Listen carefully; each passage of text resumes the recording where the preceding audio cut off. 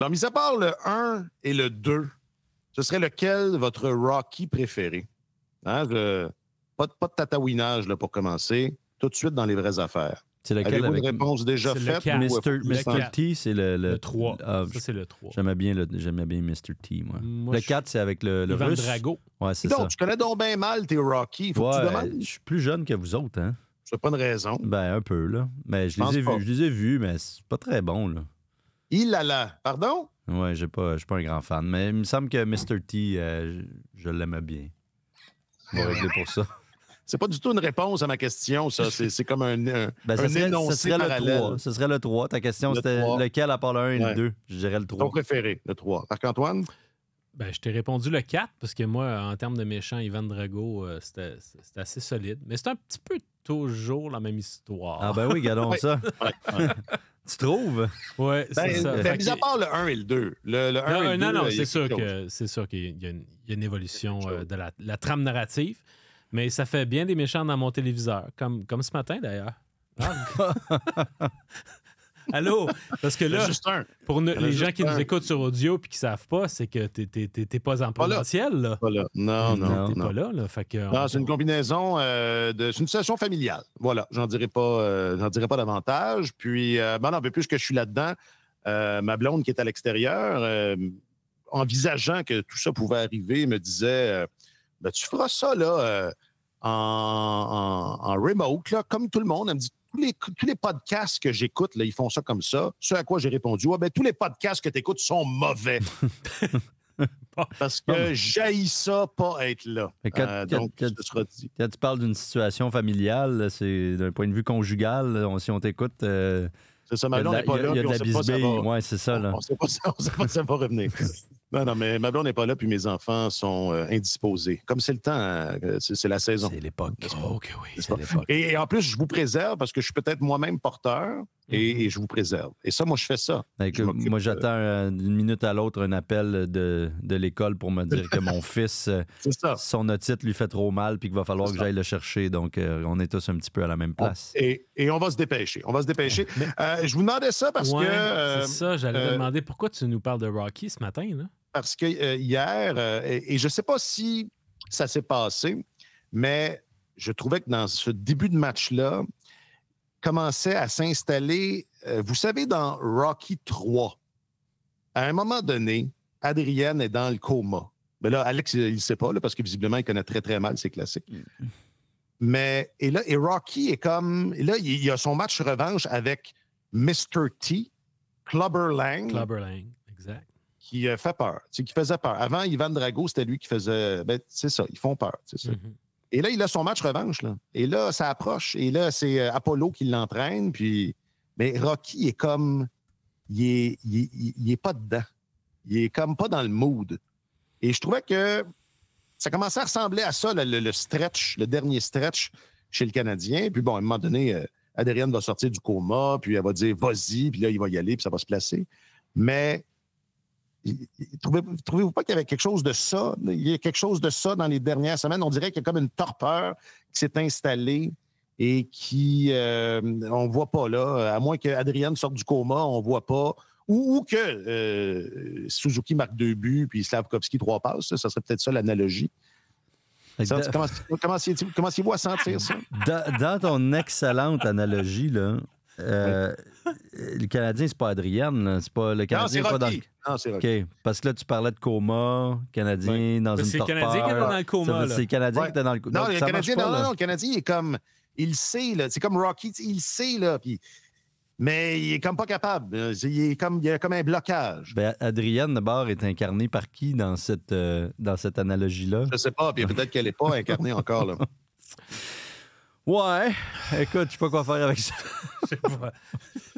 On y reviendra. Alors, on y reviendra. Aujourd'hui, de la bouche de leur gros canon, torpeur quand tu nous tiens, et les Jets sont partis. C'est tellement hockey, épisode 353.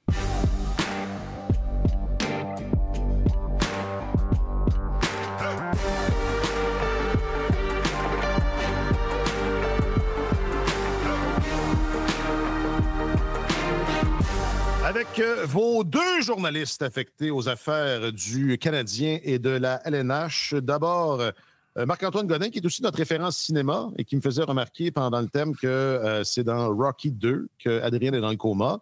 Marc-Antoine, salut. Salut, dans le coin bleu. Dans le coin bleu. Et accusant, 160 kilos. Non. Dans le coin gauche, Alexandre Gascon. Salut, Alex. Bonjour, messieurs.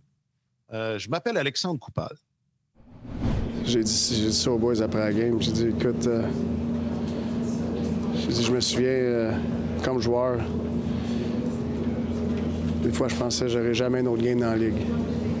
T'sais, des fois, quand j'étais dans la ligue, des fois, il y a des moments si je ne scorais plus un autre but dans la ligue. Puis comme jeune entraîneur, je te jure, là, récemment, des fois, tu as dépassé. Colin, je vais-tu gagner un autre game dans cette ligue-là? C'est sûr, la ligue est tough des fois. Des fois, c'est pas nécessairement comment tu joues, c'est le résultat qui t'assomme émotionnellement.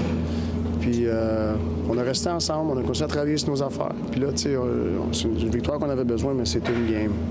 On sait qu'on a une recette pour être dans tous les matchs. Puis, c'est sûr, ça prend, à soir, comme tu parles, Martin, nos top guys, ils ont joué la game, là. Puis je pense que le groupe n'avait assez, là, let's go. Puis on n'a pas été parfait, mais on jouait du bon hockey. Alors, Martin Saint-Louis, après la victoire du Canadien contre les Sabres de Buffalo en après-midi, je ne sais pas, parenthèse, je ne sais pas si... c'est un match qui a eu beaucoup d'auditoire. Hein? Moi, j'étais avec les enfants malades à la maison. Là. Ça aide. Ça m'a aidé à suivre le match. Un lundi après-midi qui n'était pas tout à fait un congé férié. Hein? C'était pas un congé férié pour tout le monde, du moins au Québec. Il y a des provinces canadiennes où le jour du souvenir est un congé férié. C'était pas le cas au Québec. Aux États-Unis? Aux États-Unis, c'est Veterans Day. C'est pas la même chose que le Memorial Day. Non, nous, c'est comme le jour du souvenir, c'est comme le Memorial Day aux États-Unis, tandis que là, c'est le Veterans Day où on célèbre non pas les anciens combattants qui sont morts au combat, mais ceux qui ont survécu. Ceux qui ont survécu. Est-ce que c'était férié à travers le pays? Je ne suis pas certain. Aux États-Unis? Il n'y avait que ce match-là en après-midi. Les autres étaient tous en soirée. C'est ça. Mais mon point étant qu'un lundi après-midi, généralement, compte tenu déjà que les codes d'écoute, semble-t-il, sont en baisse cette année, ça n'a pas dû tirer très, très fort. Non. Mais apparemment qu'il n'y avait pas grand monde, grand partisan des Sabres de Buffalo dans les estrades non plus. Non plus. Beaucoup de partisans du Canadien qui avaient fait le voyage. Ouais. Ça, c'était le fun.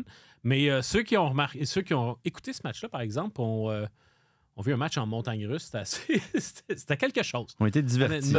C'était pas plate. Non, c'était pas plate. Ils ont été divertis.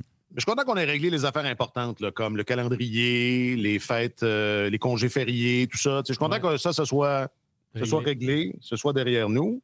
Je reprends mon analogie de Rocky. T'es-tu sûr? Je comprends pas pourquoi vous ne l'aimez pas. Vas-y, on te regarde.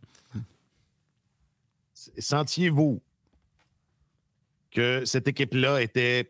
Parce que on l'a dit dans les dernières semaines, là, cette équipe-là jouait mieux l'an passé. C'est des joueurs qu'on connaît, des joueurs qu'on a vus. Ils étaient plus engagés.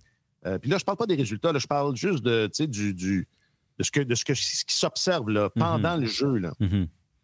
Il y a comme une chaîne. La chaîne est débarquée, était débarquée, parce que là, elle est peut-être embarquée, mais hier, quand le match a commencé, je me disais, bon sang, et ça recoupe un peu ce que Martin Saint-Louis vient de dire. Tu dis, bon sang, est-ce qu'ils vont en marquer un autre but? Est-ce qu'ils vont en gagner un autre match? N'y a-t-il pas là quelque chose, justement, de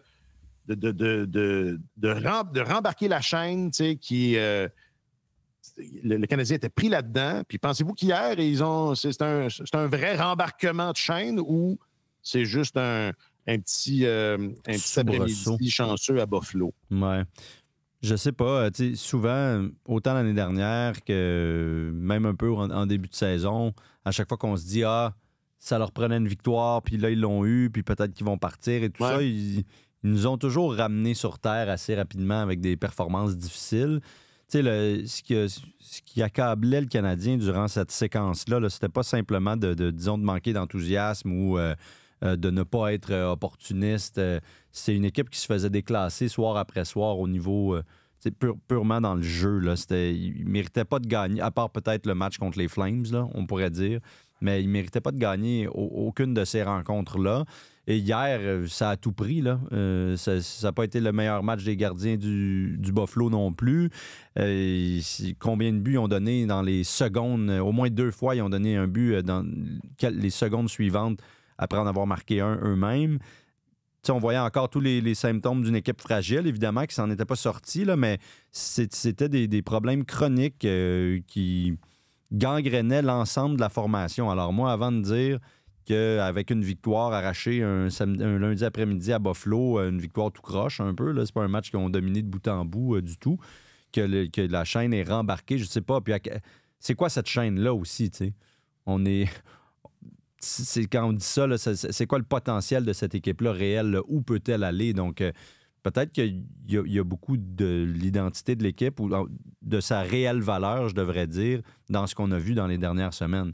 C'est-à-dire une équipe très jeune et qui est fragile et qui manque de talent en attaque pour l'instant, qui n'a pas de deuxième centre, qui a des gardiens ordinaires jusqu'à présent. Samuel Montembeault est peut-être un peu en deçà des attentes, mais sinon, c'est pas une immense surprise non plus. Une des plus jeunes brigades défensives de la Ligue nationale. Donc, c'est peut-être pas si étonnant, dans le fond, qu'il soit dans les bas-fonds du classement en ce moment. En même temps, il n'y avait pas besoin de signer un chef-d'œuvre pour pouvoir se sortir de leur séquence de défaites. Ça pouvait, des fois, gagner les. Pardonnez-moi l'anglicisme. C'est ce que ça prend, ou du moins, ça va être accepté parce que dans les matchs précédents, tu parles de Calgary, mais après ça, New Jersey, Toronto. À tort ou à raison, les joueurs et l'entraîneur sont sortis de ces matchs-là en disant on joue pas si mal que ça, puis à un moment donné, on va être récompensé. Puis finalement, ils l'ont été sans jouer nécessairement mieux. Un match bien meilleur. Ben, remarque, mieux. Ils ont eu des effondrements en défense à certains moments. Ils ont quand même fini par donner seulement 18 lancés au Sabres, ce qui est un total relativement bas. Mais je trouve quand même qu'il y a toujours une ligne qui est délicate entre préserver la confiance du groupe en ne disant pas... ménager la fragilité de l'équipe puis faire en sorte finalement qu'on s'auto-flagelle pas trop. Et en même temps, garder un œil lucide sur l'état de la situation, où est-ce qu'on en est, à quel point on est bon ou pas bon. Parce que dans les derniers matchs, puis tu étais à Toronto, puis les joueurs disaient si on continue comme ça, on va finir par gagner des matchs. La preuve reste à démontrer justement que le filon qu'il tenait, ça va pouvoir les mener du succès. Mais écoute, il faut que ça commence quelque part. Là. Ça ne pouvait plus durer. À un moment, et là-dessus, je pense que c'est... Dans l'extrait que tu as fait jouer, on ne l'a pas entendu, mais l'extrait de Martin où il dit, il l'a répété à plusieurs moments, les gars en avaient assez. Je pense que c'est surtout ça qu'il faut retenir, c'est qu'à un moment donné, il faut que tu aies des gars qui se lèvent, qui mettent leurs pieds à terre et qui disent « OK, là, on refuse de continuer dans cette direction-là. » Maintenant, l'intention, on l'a senti face au Sabres, mais il faut que ça se confirme, puis ils vont avoir un beau défi devant eux face au Wild plus tard cette semaine. Mais comment ça que ça a été long comme ça avant qu'ils en aient assez? Ça a été long avant qu'ils en aient assez. Tu as raison, Marc-Antoine, il l'a répété souvent. Mm-hmm. J'étais comme, c'est bien, mais pourquoi 3 semaines? Pourquoi ça a pris 3 semaines? Non, mais je pense qu'il y en avait assez depuis longtemps, là, mais qu'ils n'arrivaient juste pas à s'en sortir. C'est ça, mais c'est ça. Ça faisait longtemps là, que les visages dans le vestiaire étaient longs, que les mines étaient défaites, que l'enthousiasme à l'entraînement n'était plus là. C'était assez évident. Même en matinée, samedi à Toronto, il n'y avait pas la même ambiance qu'à l'habitude. Là, les Slavkovski, les Caulfield, qui normalement sont tout rayonnants, puis déconnent, puis ont du plaisir, n'avaient pas complètement perdu cette facette-là de leur personnalité, mais c'était clairement pas au niveau habituel. Ça pesait, c'était extrêmement lourd. Puis t'as beau dire, on a quand même disputé un pas pire match contre les Devils. Bon, d'accord, mais c'était 2-0 après 10 minutes ou à peine. Et puis, ils ont passé leur soirée à essayer de combler l'écart. Puis, contre Toronto, moi, j'ai jamais vraiment senti qu'ils étaient dans le coup. Même si vous regardez les chiffres à 5 contre 5, c'est assez équivalent, les chances de marquer qui ont été données de part et d'autre et tout. Mais tu avais l'impression que... Moi, je regardais jouer William Nylander, là, puis j'avais un peu l'impression qu'il était comme au Parc Saint-Paul le dimanche matin. Là. Puis que, bon, des fois, ça y tentait de... Oups, il appuyait sur l'accélérateur, puis hop, il se retrouve tout seul devant le gardien, puis Montembeault est obligé de faire un arrêt sur son tir du revers exceptionnel, puis oups, il traverse la patinoire durant un avantage numérique, puis il marque un but. C'est comme s'il décidait au moment où il appuyait sur l'accélérateur pour faire mal. Le reste du temps, il n'avait pas besoin de forcer. Puis c'est la même chose pour Marner. Matthews n'était pas là, puis ça ne posait absolument pas de problème. Donc, oui, là, vous regardez les stats au bout du compte, vous dites il était peut-être pas si loin, mais quand tu regardais le match, à aucun moment donné dans le match, j'ai douté de l'issue de cette rencontre-là. Oui, effectivement. Tu n'as pas l'impression qu'ils peuvent la gagner. Tu sais. Le match de samedi contre Toronto, les Maple Leafs avaient joué la veille. Le Canadien avait pris congé la veille. Ouais. Puis là, en première période, le Canadien sort de là avec 2 tirs au but. C'est pas... Et le matin même, Martin Saint-Louis disait on a besoin de volume. Ce qu'il faut faire, c'est tirer plus au filet, arrêter de se poser des questions, simplifier le jeu. On tire, on fait dévier des rondelles, on saute sur les retours, etc. C'est le message de l'entraîneur. Puis, quelques heures plus tard, tu as 2 lancés au filet après 20 minutes de jeu. Donc, on s'entend qu'on était loin. D'ailleurs, ça ruait dans les brancards. J'avais juste souligné ça sur Twitter. Puis là, les gens étaient comme... Le message passe plus. Il écoute plus Martin Saint-Louis. Quelle grande stratégie de demander de tirer plus au filet. Alors, je sais pas, les gens sont fâchés. Là. Il y a beaucoup de gens qui m'ont écrit dans les dernières heures. Là. Mais je veux juste, puis c'est pas tant de questions où vous n'êtes pas obligé de réagir, mais je veux juste insister là, sur quelque chose. Là. Tu sais, quand je parle de la chaîne qui a débarqué ou qui a rembarqué, tout ça, moi, là, à ce stade-ci, là, gagne ou perd, position au classement, ça, là, ça m'intéresse, c'est secondaire. Là. Moi, ce que je comprends pas, c'est pourquoi c'est des choses qu'ils faisaient l'an passé. Sortir de la zone, rentrer dans la zone, échec avant, des affaires qu'on voyait. Pourquoi est-ce qu'on les voit plus? C'est plus ça mon inquiétude. Bien, c'est qu'à partir du moment où, dès qu'il y a quelque chose qui va mal, on se concentre là-dessus. Puis pendant qu'on se concentre sur ce qui va mal, il y a des choses qu'on faisait relativement bien, qui cessent d'aller bien, ce qui fait que pendant que tu éteins un feu, il y en a un autre qui s'allume. L'année dernière, l'échec avant était un problème, puis ils ont dû s'appliquer de façon très soutenue et méthodique pour pouvoir corriger ce problème-là. Éventuellement, ils en sont revenus à bout, puis ils se sont améliorés au niveau de l'échec avant. Rappelons-nous, là, il y avait eu cette fameuse dégelée à Boston, puis après ça, un voyage en Californie où le Canadien avait corrigé cet aspect-là de son jeu.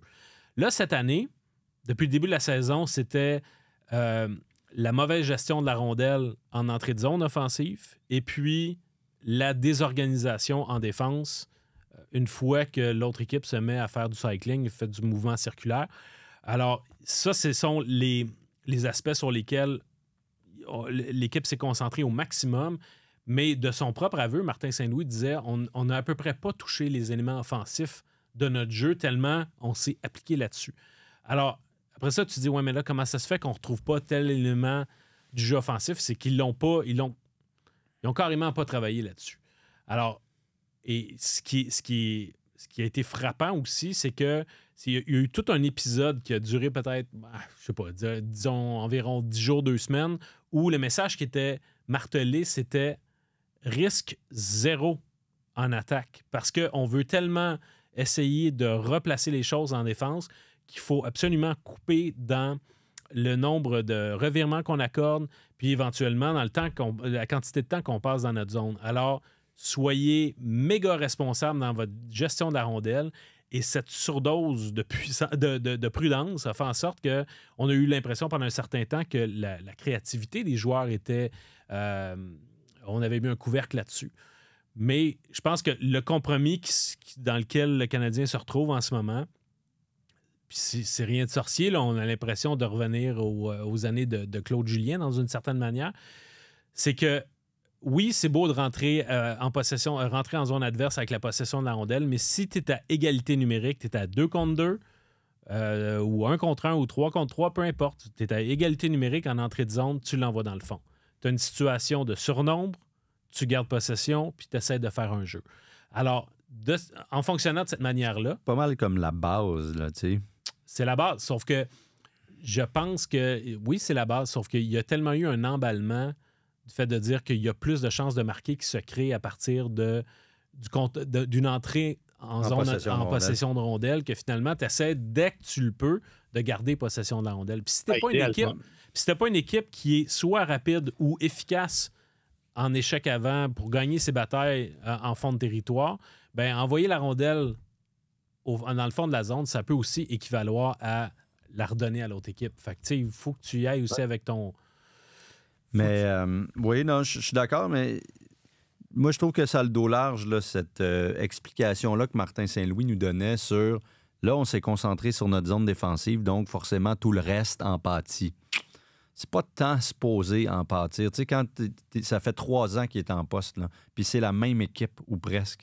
Je veux dire... Ces concepts-là, ou appelle-les comme marcher de la gomme en même temps. Théoriquement, tu es supposé de savoir faire plus qu'une affaire. Puis effectivement, peut-être que ce que tu as expliqué là est révélateur. Je pense que c'est vrai là, que quand tu veux t'appliquer sur ta défense, puis que surtout pas faire de revirement en entrée de zone adverse, ou bon, tu gardes les choses plus simples, puis là, la créativité va un peu moins ressortir parce que c'est pas ce que tu recherches. Mais ça devrait pas avoir un impact sur le fait que c'est quand même une équipe relativement rapide ou capable de l'être, le Canadien. Là. Ça ne devrait pas avoir un impact sur le fait que, bon, ben parfait, là, on simplifie les affaires, on va dans le fond. Il était où l'échec avant du Canadien? Tu sais, ce que Slafkovský a fait hier, puis il l'a dit lui-même après le match, « Ah, j'étais capable, mon échec avant, tout ça. » Excusez-moi, c'était très, très mauvaise début d'imitation. On est sur une séquence dangereuse. Il y avait un petit peu d'Ivan Drago là-dedans. De Denis Coderre, puis des imitations. Ouais. Ben, c'était pas une imitation, vraiment. Là. Je m'excuse à Uri. Mais lui-même l'a dit, j'ai retrouvé cet aspect-là de mon jeu. Ça va bien quand je bouge mes pieds, puis tout ça. OK. Ouais. Mais c'est ça. Le fait que ça aille mal précédemment, puis qu'on mette l'accent sur la qualité du jeu en défense, devrait pas avoir d'influence tant que ça sur cet aspect-là du jeu. Oui, mais en même temps, c'est que si tu joues sur les talons continuellement puis tu as peur de faire des erreurs... c'est une crise de confiance. Ça va mener à une crise de confiance puis ça a été le thème de la dernière semaine. Là. C'est ça. C'est beaucoup ça. Les choses. C'est d'où l'idée de mettre l'accent sur l'échec avant, le patin, l'effort. C'est ça, c'est... Oui, parce que il va toujours en avoir des problèmes à régler. Puis si à chaque fois, bon, il faut s'y attaquer sérieusement, puis que là, c'est comme à la ronde, là, quand tu pèses sur la petite marmotte qui sort, là, puis elle sort par un autre trou ailleurs, là, ben, Alex n'a pas l'air convaincu de cette analogie-là. Ça peut pas être pire que ton analogie de Rocky du début du show. Dans les Simpsons, ouais, c'est ça, mais regarde, on est chacun nos références. Il me semble qu'à un certain point, il faut que ça arrête d'être ça. Il ne faut pas être que genre on colmate une brèche, puis il y a la pression se fait sentir ailleurs, puis pouf, pouf, pouf, les boulons sautent. Là. Alors. Normalement, la progression d'une équipe puis son processus de maturation, ce serait qu'une fois que tu as réglé un problème, tu peux le cocher, puis tu dis ça. C'est fait. C'est fait. Tu vas toujours y revenir à un moment donné parce que il va y avoir des moments où ça va aller moins bien, puis il va y avoir de la régression. Sauf que quand tu es tellement dans une mentalité d'enseignement, puis on télécharge... Mais est-ce que c'est un problème, ça? Je sais pas, je me pose la question, parce qu'à un moment donné, t'es pas supposé d'avoir à toujours... Il est supposé avoir de l'acquis, là. Oui. Tu fait 3 ans que t'enseignes, il est supposé avoir de l'acquis, c'est le but, là, parce que si à chaque fois, on recule, on avance, on recule, ben tu progresses pas, tu sais. Puis Martin Saint-Louis est certainement un coach enseignant, c'est évident. Il l'est depuis son arrivée. Puis là, il essaye de devenir... Lui-même, il l'a dit, je suis en transition. Il essaye de devenir un coach gagnant. Je vais appeler ça comme vous voulez. Mais c'est ça, c'est peut-être... Yes. Ben écoute, entre l'an 1 et l'an 2, il y a eu de la progression. Là, l'affaire, c'est que les 15 premiers matchs de cette saison-ci, il y a une régression. Ouais. Est-ce que, dans le fond, dès qu'il y a une régression, on se dit... C'est un échec ou, dans le fond, à un moment donné, c'est normal. C'est normal. Est-ce qu'elle est plus visible parce que c'est les 15 premiers matchs de la saison? La saison est... Si ça avait été de 25 à 40, on s'en serait inquiété, mais peut-être pas au même niveau. Tu sais. Il est encore tôt pour dire que c'est une année de régression. C'est un début d'année, ou enfin, c'est 15 matchs qui... Ça, c'est sûr, parce que s'ils partaient sur une séquence de 5-6 victoires, ce qu'ils n'ont pas fait depuis des lunes, mais sont ben là... Non, mais... mais t'as raison. Ces choses-là sont possibles. Là. Ça risque d'arriver un jour. Peut-être un jour. C'était ça, dans l'extrait qu'on a entendu de Martin Saint-Louis, il disait, est-ce que C'est ce que je vais en regagner un match. Puis il a dit un truc, il dit juste avancé, il dit dans ma vie de jeune entraîneur, j'ai vu là une ombre de parce que là, Saint-Louis a ses détracteurs. Je ne sais pas si vous l'entendez de plus en plus. Là, de plus en plus. Oui. Pas juste chez les partisans, là, mais chez les observateurs, chez les commentateurs qui, comment dire, on n'est pas dans la nuance. Là, on est dans les affirmations assez frontales. Puis moi, Saint-Louis a encore le bénéfice du doute, même si ce que j'en ai parlé beaucoup là, au cours de l'an passé, tu sais, je trouve que évidemment que c'est quelqu'un qui n'a pas beaucoup d'expérience. Puis j'ai fait allusion à ça à quelques reprises que je trouvais que c'était pas un gros signe d'humilité que d'avoir demandé, ou en fait de pas s'être entouré de personnes. Et quand il dit « je suis un jeune entraîneur », je vois là de la lumière dans la brèche. Est-ce une lumière d'humilité? Puis est-ce que, je parlais du bruit ambiant, vous avez entendu comme moi le scoop qui était annoncé 20 heures à l'avance sur Twitter qui a été démenti par le Canadien, là, ce que Georges Larac annonçait sur DPM, qui avait eu une rencontre avec Gérard Galland. Vous pourrez commenter dans le sens que vous voulez, mais il y a un appétit, là, encore, un appétit très fort là, pour une idée de ce genre-là, non? D'avoir plus d'expérience. C'est ça, d'amener quelqu'un ou de faire quelque chose. Puis je parlais de la torpeur tout à l'heure, tu sais. Qu'est-ce qui va la faire sortir cette équipe-là? Tu sais, il n'y a pas 1000 solutions.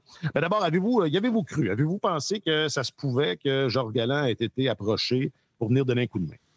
Ben, j'y ai cru jusqu'à ce que moi, je vérifie l'information puis qu'on me dise que c'était faux. Puis que, dans le fond, Galland n'avait parlé à personne.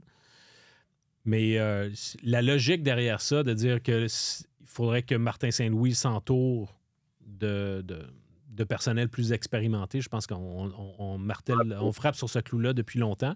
Parce que ça peut arriver en mi-saison. Généralement, des changements d'entraîneur adjoint comme ça en mi-saison, c'est un petit peu abscon. C'est rare qu'on voit ça vraiment. Il y a quand même Kent Hughes de manière un peu candide, avait dit ben là, s'il y a une chose que j'aimerais de la part de Martin, c'est qu'il délègue davantage. Fait que je pense qu'il reconnaît que chez son entraîneur, Martin croit en ses principes, puis il croit en lui-même, puis il veut pouvoir parvenir à ses fins par la force de sa propre conviction. Mais des fois, déléguer, ça fait du bien. Puis s'entourer de gens forts, c'est pas vilain non plus. Alors, mais écoute, je pense que dans ce cas-ci, l'information, cependant, était erronée. Oui.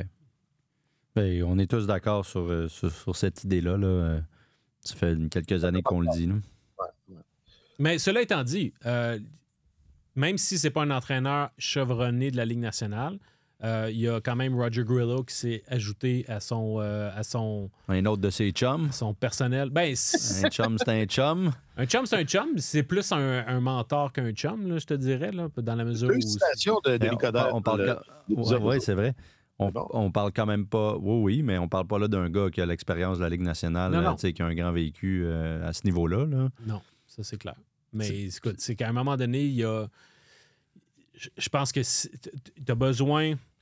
Si le problème n'est pas au niveau de la façon de communiquer le message, c'est qu'au niveau tactique ou stratégique, il y a des ajustements à apporter. Peut-être qu'à ce niveau-là, Roger Grillo peut l'aider. Là, mais un peu plus d'expérience, c'est sûr, on n'aurait pas fait tort. Puis au moment où Alex Burrows a pris un pas de recul, en plus, c'était une belle opportunité de pouvoir remplacer Alex par quelqu'un qui avait passablement plus de vécu, mais finalement, Martin a décidé de soustraire un adjoint, finalement.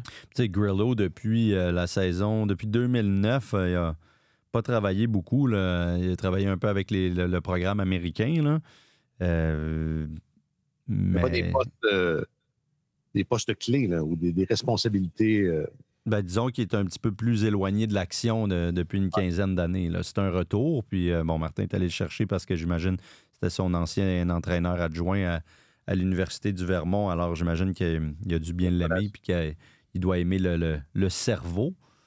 Mais c'est ça. C'est un gars qui lui apporte peut-être quelque chose. Nous, on le sait peu. On lui a pas parlé. On le connaît pas vraiment. Ça reste que c'est quand même... C'est pas ce que tu as en tête quand tu dis « OK, je vais aller chercher un gars qui a de l'expérience de la Ligue nationale pour m'épauler. » C'est pas la même chose coacher à l'université puis coacher une équipe de professionnels là, qui essayent de passer à une étape supérieure. Puis bon, fait que moi, depuis le début, je pense que ça pourrait l'aider, mais qui suis-je, là? Il sait mieux. En même temps, il y a aussi le fait que même s'il reconnaît que c'est un jeune entraîneur, c'était pas mal acquis dès le départ que l'équipe allait se développer en même temps que Martin allait se développer aussi en tant qu'entraîneur. Il y a comme une espèce de processus qui se fait en parallèle. L'équipe mûrit, le coach mûrit avec eux. L'équipe est en transition, le coach est en transition. C'est ce qu'il a dit. Ouais. Et c'est là qu'on est. Bon, apparemment qu'ils ont effectivement, par contre, Hughes et Saint-Louis mangé dans un resto à Toronto. Ça, ce serait vrai. Ce qu'on veut savoir, c'est qu'est-ce qu'ils ont mangé. Ce que tu veux savoir. On leur posera la question quand on les verra.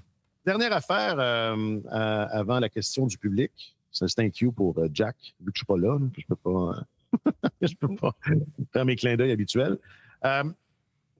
Alex, tu l'as évoqué tout à l'heure. Puis, écoute, c'est peut-être moi qui a un... Tu sais, depuis le début de l'année, je dis que Samuel Montembeault va être le gardien numéro 1 du Canada.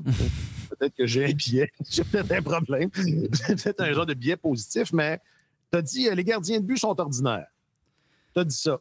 Il y en a un, assurément. Je pense que Primo montre pas, un peu comme d'autres affaires, là, mais Primo montre pas cette année ce qu'on a vu l'an dernier. Est-ce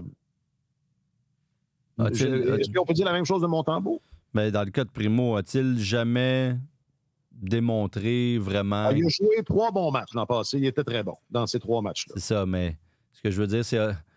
Nous a-t-il jamais montré qu'il était en mesure d'avoir la constance que ça prenait pour jouer dans la Ligue nationale? Moi, je pense pas avoir vu ça. On a vu quelques flashs, quelques épisodes, effectivement, où il avait l'air plus stable, plus confiant, plus gros devant son filet, là, si vous me prêtez une expression. Et oui, on a vu ça, mais ça n'a jamais été soutenu, tu sais. Et moi, j'ai jamais été complètement rassuré par son niveau de performance. Puis cette année, c'est sûr que la façon dont l'équipe joue en défense, ça aide aucun gardien, là. Puis je suis pas sûr qu'il y a grand monde qui paraît très bien. Mais dans le cas de Primo, vous regardez le nombre de buts accordés de plus que nombre de buts accordés de plus que la moyenne, là, si on veut, d'un gardien, selon la provenance des tirs, là, quand on calcule ça. Il est à 10 buts, là, et un petit peu plus. Là, il est à moins 10,35 selon Natural Stat Trick. C'est énorme. Là. Il est de loin le pire gardien de la Ligue nationale en ce moment. Oui, le Canadien joue mal, mais en même temps, il bénéficie de très, très peu d'arrêts là, supplémentaires. Puis Montembeault aussi a eu ses creux de vague, honnêtement. Il y a eu de très bons matchs.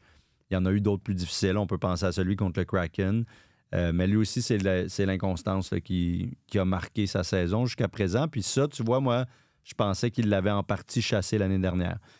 Parce que on avait vu un gardien différent qui était rarement si extraordinaire, mais jamais mauvais non plus, là, qui était justement plutôt constant.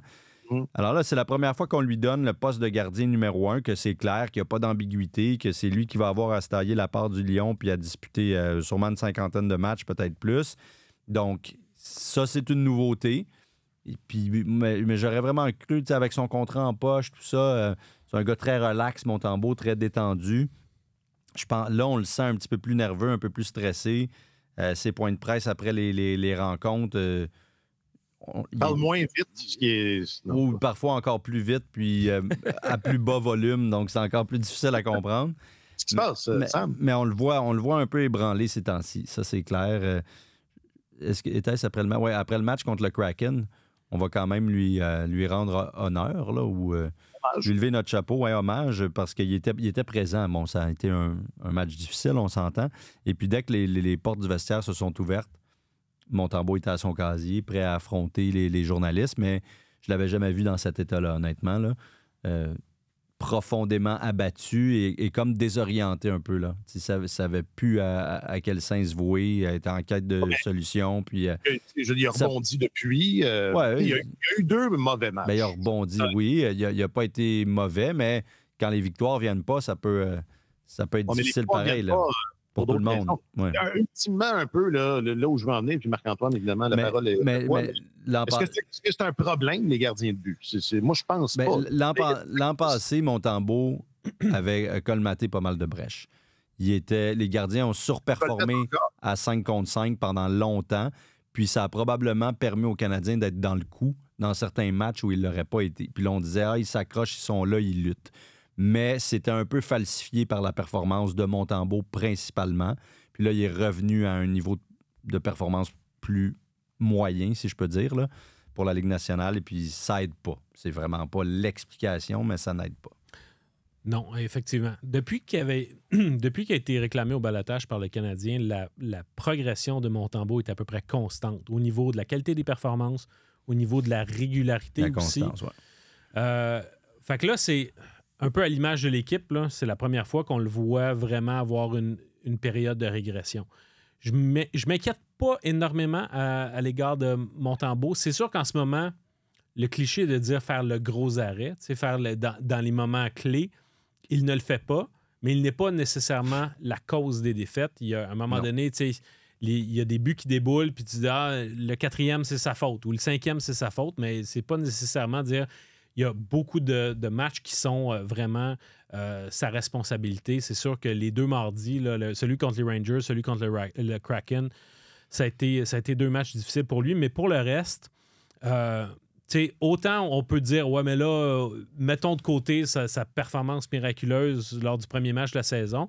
Ben, de la même manière, on pourrait biffer l'autre extrême puis mettre de côté ces deux mauvais matchs-là. Puis on se retrouve avec un gardien qui est très moyen pour l'instant, mais qui ne m'apparaît pas comme étant la source de problème. Montembeault joue comme l'équipe. Même mieux comme Christophe Alluet à l'époque. C'est à peu près ce niveau-là. Il faut attirer votre attention sur le fait que les gens qui regardent tu mentionnais les buts, les buts prévenus au-dessus de la moyenne. C'est sûr qu'à ce niveau-là... Les buts sauvés. Ouais, les buts sauvés au-dessus de la moyenne, c'est sûr que Kaden Primo fait piètre figure à ce niveau-là. Les buts sauvés au-delà de ce qui est attendu, les Canadiens performent un peu mieux, surtout Montembeault.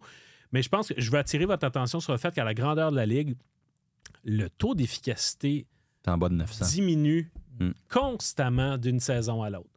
Il y a 3 ans, il est tombé sous la barre des 900. On était à 899. L'année dernière, à 898. Et pour l'instant, on est à 893.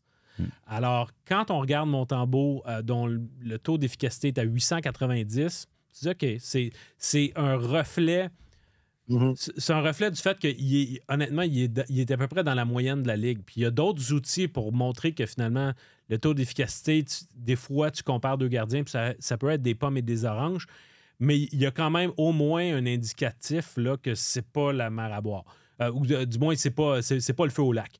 Dans le cas de Kaden Primo, cependant, c'est plus inquiétant parce que je croyais que les performances de la saison dernière l'avaient vraiment mis sur une lancée puis qu'on pouvait dire tout ce que ça prenait dans le cas de Primo, c'était de lui donner un peu plus de temps pour qu'il démontre qu'il appartient à la Ligue nationale. Mais il est franchement pas convaincant depuis le début de la saison. Le problème, c'est que tu as beau dire là, c'est le temps de s'en défaire, le mettre au balotage, etc. Même par qui tu vas le remplacer? Vouloir le remplacer par Jacob Dobèche, ce serait imiter le problème, répéter le problème en ramenant dans la Ligue nationale un gars qui se tire bien d'affaire dans la Ligue américaine, mais qui est peut-être pas prêt pour ça. C'est une des choses qui ont affligé Kaden Primo par le passé. Mais là, est-ce que tu veux le perdre pour rien au balotage? Puis même si tu le renvoies à Laval, est-ce qu'il n'y a pas une solution à portée de la main? T'sais? Alors, le Canadien peut bien essayer de voir si on peut échanger Primo contre un gardien en dernière année de contrat quelque part qui pourrait peut-être, avec un changement de décor, offrir d'autres résultats, mais ce serait un peu déshabiller Paul pour habiller Jacques. Ben, tu feras ça le jour où tu as l'impression qu'il te coûte des matchs. T'sais. Parce que... C'est pas évident. C'est pas il n'est pas à la hauteur, là, c'est certain, mais... C'est lui le problème. Non, exact. C'est pas un des principaux problèmes du Canadien en ce moment. Donc, à partir du moment où le Canadien retrouvera son air d'aller, puis sera une équipe plus compétitive, puis qu'ils vont dire, ouais, là, Caden Primo s'est rendu un problème, là. Peut-être qu'ils essaieront de le régler, mais en ce moment, je pense qu'il y a d'autres chantiers, puis c'est ça. Ce ne serait pas la priorité. Parce que, comme Marc-Antoine dit, de toute façon, il n'y a pas de solution vraiment parfaite en ce moment.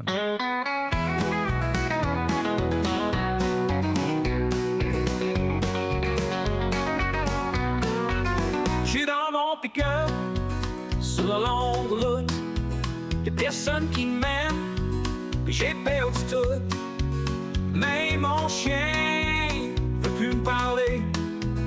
Heureusement, j'ai le hockey. Question du public, réseaux sociaux. Question du public, réseaux sociaux.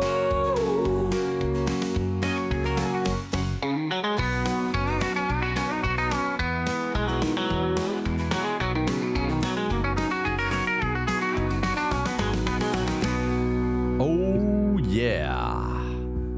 Bon, j'ai pas. Moi, je suis Version pas country. là, hein. Non, c'est ça. Le son ne me parvient pas. Qu'est-ce qui s'est passé? Là? C'était nouveau. En fait, c'est une version western. Je pense que. Arrête donc! T'as manqué quelque chose, là. Absolument. Est-ce que c'est une version country ou une version Plus Je western. pense que c'est Ouais. western plus Ouais. que country. Mais oui, c'est une version western. J'adore ça. Ah oui? Ah oui. Je sais pas d'où ça nous vient. Jack, ça sort d'où, là, ce petit bijou-là? Là? Moi, en tout cas, j'ai hâte d'aller l'écouter. Qu'est-ce Mais qu'il dit? C'est l'intelligence artificielle. On dirait que... Oh non! Hey, On dirait wow! que j'aime moins On ça. avait dit pas d'intelligence artificielle. Bon, ça y est. Juste de la stupidité réelle. C'est ça, là.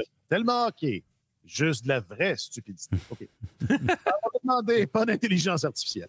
On a demandé via les réseaux sociaux de Radio-Canada Sport, qu'aimeriez-vous dire aux Canadiens pour lui remonter le moral? Parce qu'on est comme ça, nous autres. On ne fait pas juste là focusser sur ce qui va mal.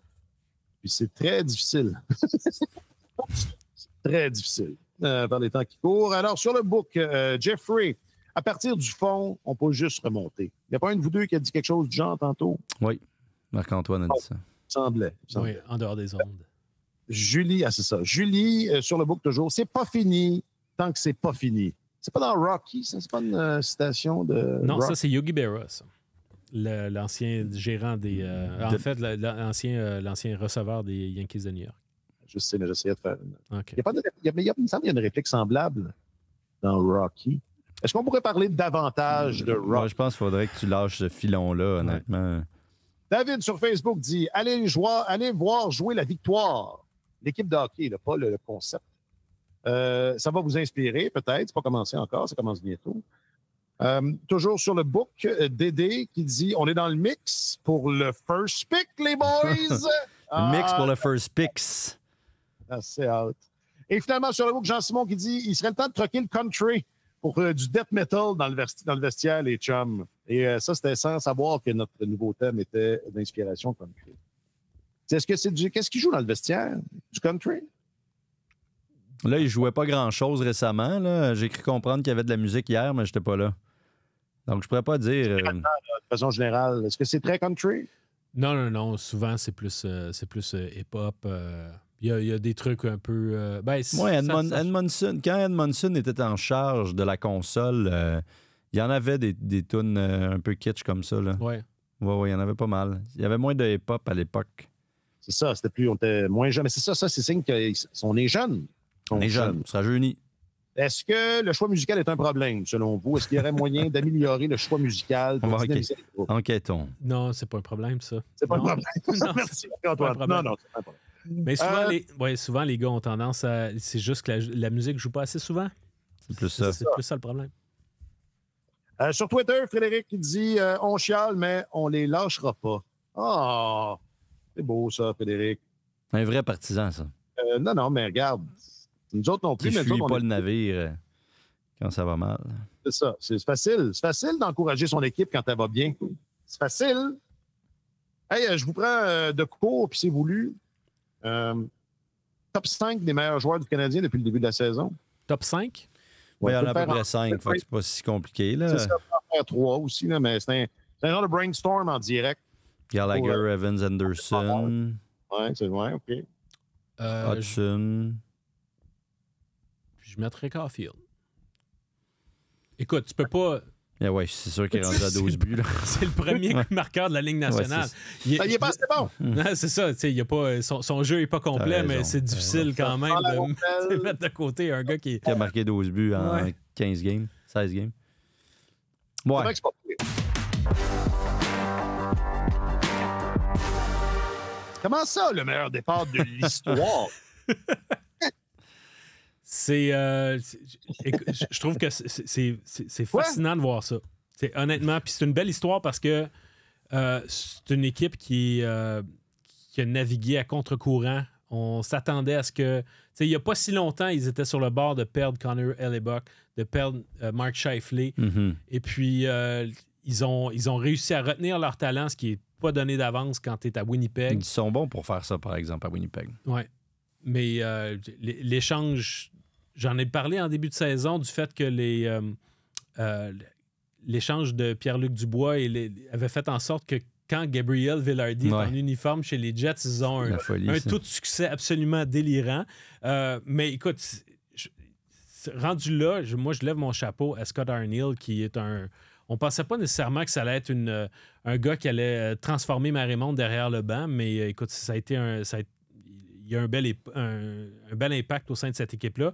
Mais on rit de temps en temps au sein du beat en imitant Jacques Martin qui nous parlait des équipes adverses qui sont en visite à Montréal puis qui avait l'habitude de dire bien, c'est une bonne équipe, ils ont 4 bons trios, 3 bonnes paires de défense, 2 bons gardiens. 2 bons gardiens. Et puis si tu regardes les Jets, puis au niveau de l'équilibre au sein de cette formation-là, c'est vraiment ça dont il est question. Même leurs attaquants, 3e, 4e trio, des gars comme Adam Lowry qui sont des joueurs de rôle absolument impeccables. Mason Appleton, ça fait longtemps qu'ils jouent ensemble, ces deux-là. Là. Ils jouaient avec Andrew Copp dans le temps jusqu'à ce qu'ils partent à Détroit. Là. Absolument. C'est un trio extrêmement efficace. Oui. Non, puis c'est une équipe qui a réussi à retenir son talent puis à en développer beaucoup parce que tu regardes au sein de cette équipe-là, il y a énormément de joueurs qui sont issus de leur propre repêchage. Ils ont peut-être été ils ont frappé peut-être moins de coups de circuit dans les 5 dernières années, mais il fut une époque, là, je te dirais peut-être entre 2014 et 2020 environ, où là, ils ont vraiment frappé de nombreux coups de circuit. Fait que tu regardes Connor, Scheifele, Ehlers, Morrissey, ça, c'est tous des choix maison. Perfetti, choix maison. Lowry, Appleton également. Dylan Sandberg également. Ça regorge de choix au pêchage qui ont été développés par les Jets, puis ça paye des dividendes. Oui, puis c'est pas comme s'il repêchait très tôt à l'époque non plus, là, à part Patrick Laine, mais il avait remporté la loterie pour ça, puis il me semble qu'il avait fait un grand bond. De mémoire, évidemment, il avait raté les séries éliminatoires, mais pas de beaucoup. Là. Donc, c'est pas comme si c'était une équipe qui avait coulé volontairement d'aucune manière. Puis on réussit à s'en sortir parce que Laine, ça a été Dubois, puis Dubois, c'est devenu Iafallo, puis Vilardi, puis tu regardes ça aujourd'hui, puis l'échange de Laine leur a pas fait mal. On pensait tous qu'il avait un peu perdu cet échange-là au départ. Il avait donné en plus Jack Roslovic en même temps, rappelez-vous. Là, c'était pas suffisant pour aller chercher Dubois, Laine. Et moi, j'ai beaucoup d'admiration pour le travail de Kevin Cheveldayoff, honnêtement, là, qui est directeur général depuis très longtemps avec cette équipe-là, qui a réussi à faire de Winnipeg non pas une destination, on va tempérer nos ardeurs, mais un endroit où vivre qui semble plaire aux gars qui sont déjà là. Il a réussi à garder Hellebuyck et Scheifele récemment, mais ça a été le cas avec Josh Morrissey il y a longtemps aussi. Il y a peu, à part Jacob Trouba là, qui a vraiment dit « moi, je veux m'en aller », il y en a peu de toute cette garde-là, et même celle juste avant, si on pense à Byfuglien et tout, qui ont voulu quitter. De mémoire, vite comme ça, il y a Trouba principalement. Puis bon, j'ai parlé d'Andrew Copp avant, mais sinon, il y a visiblement Cheveldayoff réussi à créer un environnement où les joueurs se sentent bien, sont heureux, croient au projet, ont le goût d'y participer. Ça fait en sorte que les Jets, c'est une équipe qui est très, très performante en saison depuis longtemps. Depuis très longtemps, puis on s'en étonne un peu. C'est sûr que là, c'est un départ spectaculaire, mais L'année dernière, ils ont connu une excellente saison, si bien que si vous additionnez toute la saison passée avec leur début actuellement, c'est la meilleure équipe de la Ligue nationale aussi, incluant l'an passé. Et vous reculez d'une autre saison et ils sont dans le top 5. Donc, dans les 3 dernières années, là, c'est spectaculaire, mais dans les 3 dernières années, c'est une équipe top 5 en saison régulière. Donc, c'est surprenant de voir un début comme celui-là, mais c'est pas si surprenant de les voir parmi l'élite de la Ligue nationale jusqu'à date. C'est sûr que malheureusement pour eux, ça s'était conclu assez rapidement avec des défaites en 5 matchs en séries éliminatoires les 2 dernières années. Ils n'avaient pas affronté des clients faciles non plus, là, l'Avalanche puis les Golden Knights, l'année où Vegas l'a remporté d'ailleurs. Mais donc, ça va être ça le pas à franchir, mais c'est une très bonne équipe, très équilibrée. Moi, j'ai toujours un peu un point d'interrogation en défense avec cette formation-là, mais il semble être en mesure c'est pas un problème là, d'aucune manière. Puis ça, comme Marc-Antoine le disait, il faut probablement lever notre chapeau à Scott Arniel. Mais belle équipe. Puis même dans l'échange de Rutger-McGroarty, c'est vrai, dans les gars qui ne voulaient pas jouer là, il y a McGroarty aussi. Là, on a oublié de le mentionner. Il avait, lui, toutes les raisons. Hein, il avait prouvé, il avait mérité aussi ce choix-là. De choisir sa destination, exactement. Ils vont peut-être bien gagner cet échange-là. Ils ont obtenu Braden Yeager. Ouais. Ils vont peut-être remporter cet échange-là aussi. McGroarty, pour l'instant, est retourné dans la Ligue américaine. C'était pas concluant avec les Pingouins. Donc, on va voir, mais c'est une organisation qui, de premier plan, je pense, en termes de gestion d'actifs, là, depuis une dizaine d'années, c'est vraiment... ils font vraiment bien les choses.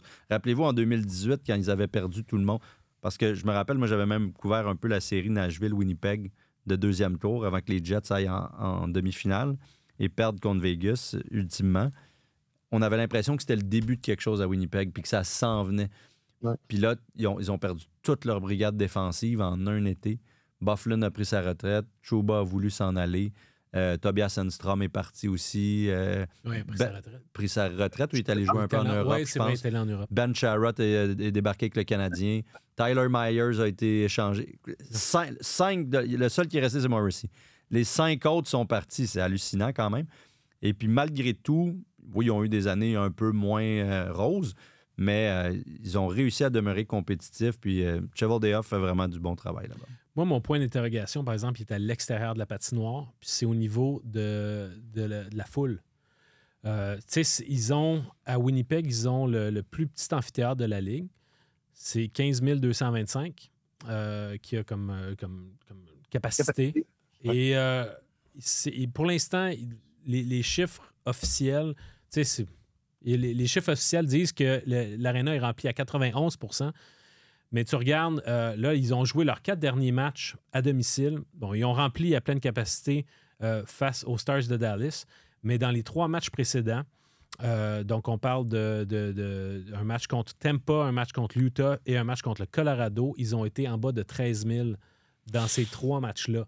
Tu sais, quand ton équipe connaît le meilleur début de saison de l'histoire, puis qu'à Winnipeg, les nuits sont longues, tu voudrais croire que cette équipe-là est une ville de sport puis qu'elle va être derrière son équipe. Je ne sais pas s'il y a quelque chose au plan économique qui fait en sorte que les choses sont plus fragiles à l'heure actuelle. Je présume que oui. Ça mérite qu'on se penche là-dessus davantage. Oui. Mais je trouve ça un peu inquiétant pour la stabilité de cette concession-là, de voir que malgré un départ retentissant, les amateurs ne sont pas complètement au rendez-vous. Et ça avait été souligné par le propriétaire l'année dernière, non? Ouais. On s'en était inquiété à la Ligue nationale. Oui, mais là, ça se confirme, parce que l'année dernière, au moment où, au plus fort de la crise de l'inflation, on pouvait mettre ça sur le fait que sur le compte de l'inflation, puis de dire, finalement, les gens ont de la misère à avoir du dollar discrétionnaire pour leur loisir. Mais là, ce phénomène-là s'est atténué un petit peu, puis sauf que les Jets continuent d'en ressentir les contre-coups. À la défense des Partisans, il faut dire qu'ils ont perdu un match quand même. Oui, c'est ça. Et c'était à la maison.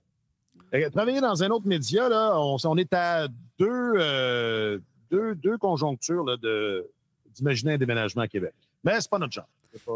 Non, c'est pas notre genre, on n'ira pas là. C'est comme dans Rocky V, trouves-tu? Je trouve là qu'il y a un parallèle à faire entre les Jets et Rocky V. Il me semble que... Cela dit, les partisans des Jets, tu sais, quand même, qui scandaient US backup à Jake Ottinger là, dans le match contre Dallas, là, sont toujours... sont assez... Ils sont pas nombreux, mais sont pas nombreux, mais sont bruyants. C'est parce que leur premier... Parce qu'à l'époque... Ils ont le gardien titulaire, potentiellement. Mais tu sais, je te dirais une chose, par exemple, Alexandre. Oui, Marc-Antoine. C'est que si toi, t'as changé, et si toi, coupable, t'as changé, tout le monde peut arriver à changer. Tout le monde peut changer. OK. Tiens, on n'ira pas à Québec, mais on va aller dans la division Adams. Oui. On va terminer avec ça. On en a parlé il y a quelques semaines. On se demandait si la claque en arrière de la tête de Jim Montgomery à Brad Marchand. C'était une petite poussée sur l'épaule, là. Ça, ben oui, j'exagère. Mais c'était quand même, c'est rare. Depuis l'entraîneur de Martine Dugrenier, te souviens-tu de ça, Alex? Oui, je me rappelle de ça. Je me rappelle pas de son nom. Martine Dugrenier, pour les gens à l'écoute, là, c'est une championne du monde en lutte. Oui, lutte olympique, évidemment. C'est que les gens l'ont oublié. Rio? Pardon? Elle n'a pas gagné de médaille olympique. Elle n'a pas gagné de médaille olympique, mais elle a été championne du monde à plusieurs reprises. À qui tu parles, là? À toi.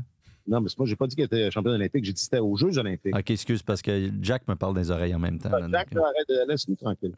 Elle était à Pékin, puis elle était à Londres aussi. Donc, c'est laquelle de ces Olympiades-là où est-ce que son entraîneur il avait donné comme une espèce de grosse claque dans le ventre pour la secouer? Oui, c'était...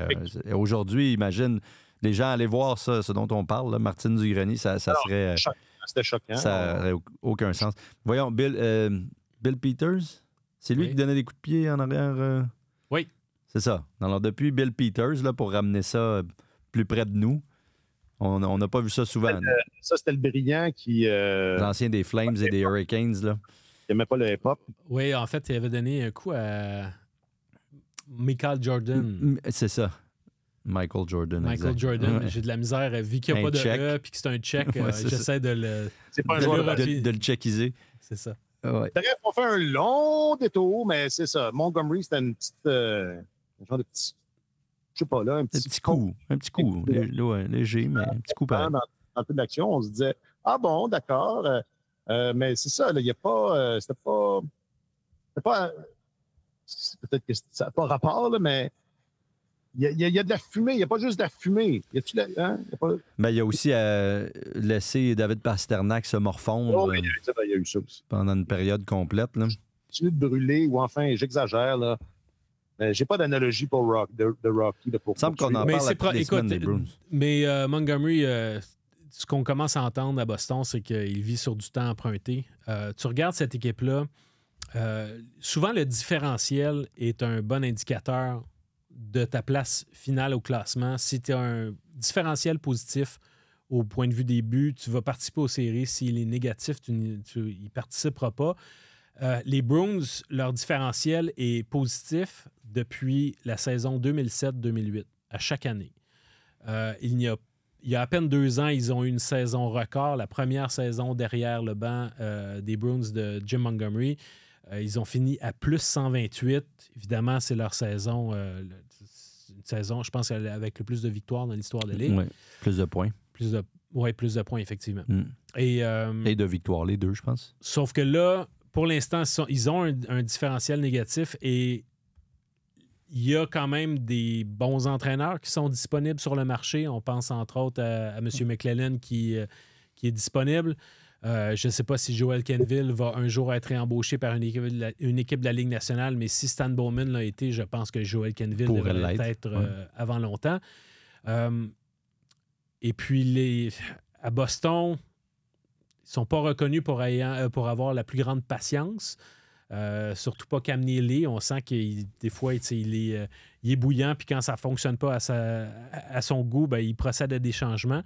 J'ai comme l'impression que pour le meilleur et pour le pire, parce que je pense pas que Montgomery s'est fait donner vraiment un cheval de bataille extraordinaire qui est digne de gagner des courses. Non, c'est ça. Tu parles de l'équipe, de la formation. Exactement. Je pense pas que c'est pas une équipe qui s'en va dans la bonne direction en général et de blâmer l'entraîneur pour ça, ce serait peut-être faire fausse route, mais j'ai comme l'impression qu'il va en faire les frais d'une manière ou d'une autre pour que la direction se protège un petit peu. Ouais, ben oui, parce que ça leur achète du temps. Ça achète du temps à Sweeney.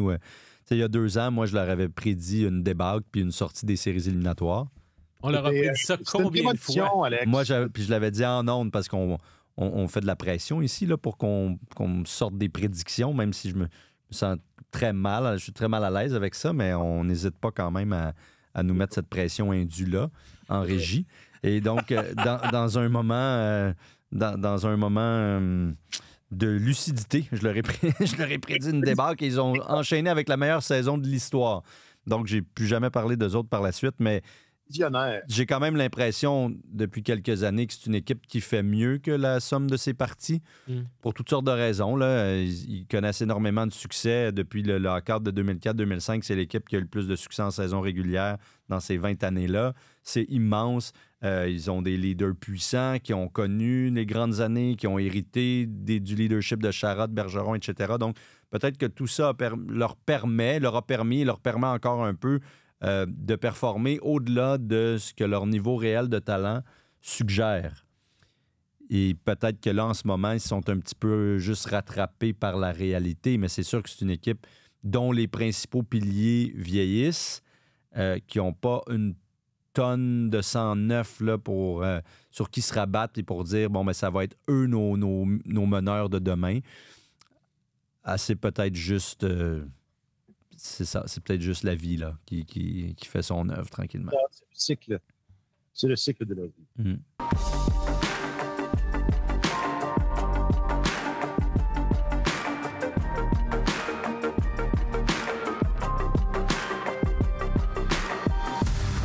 Bon, ben c'est ça qui est ça. Est-ce que c'est plus agréable quand je suis pas là?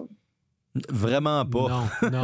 Je t'avoue que j'aime ça tirer la pipe, là, mais j'aime mieux le faire en pleine face parce que c'est ça. Il y a un petit quelque chose qui n'est pas là aujourd'hui. Quelque chose, ouais. Voilà, envoyez ce bout à ma blonde. Puis, reste que ça a demandé quelques tours de passe-passe de notre réalisateur. Fait que je commence avec lui pour les remerciements. Mesdames et messieurs, le signataire de Tellement Hockey, Jacques-Alexis Bernardin. Merci infiniment, mon vieux. Puis, je peux pas, si tu me réponds, je t'entends pas. Merci à vous deux, les gars. C'est le fun quand Martin n'est pas là. Il y avait plein de façons de dire ça, puis tu as choisi la pire à peu près. Ouais. Voilà. Non, mais c'est quelque chose qu'on se propose de faire, là, d'avoir les deux journalistes affectés aux affaires du Canadien et de la LNH. C'est parce que ça me donne l'occasion de voir Alexandre. On se voit pas très souvent. Hein? On a beau être des collègues et des partenaires, on est plus dans se passer le témoin, puis on est en succession au lieu d'être en conjonction. Mm-hmm. Voilà, alors, il va falloir refaire ça parce que là, tu n'étais pas là. Alors, ça va nous prendre un épisode à 3 autour de la table. Oui. De toute façon, Martin, je pense qu'il va être bien content de sauter son tour une fois de temps en temps. Comme je disais, c'était un choix. C'est pas évident, là, mais c'est un choix là, que ça réarrive. Alors, je vous remercie ensemble. Alexandre Gascon, Marc-Antoine Godin, vous êtes du bon monde. Bon, merci. Vraiment, tu salueras ton shag de notre part. C'est correct, trop tard. Non, c'est très élégant. Bon, c'est le confort. Oui, absolument. Donc oui, je veux saluer là, tout ce qu'il faut. Merci à vous tous et à vous tous d'avoir été là également, d'avoir cliqué. Je m'appelle Alexandre Coupal. Passez une bonne semaine. Sur tous les terrains et sur tous vos appareils, Radio-Canada Sport.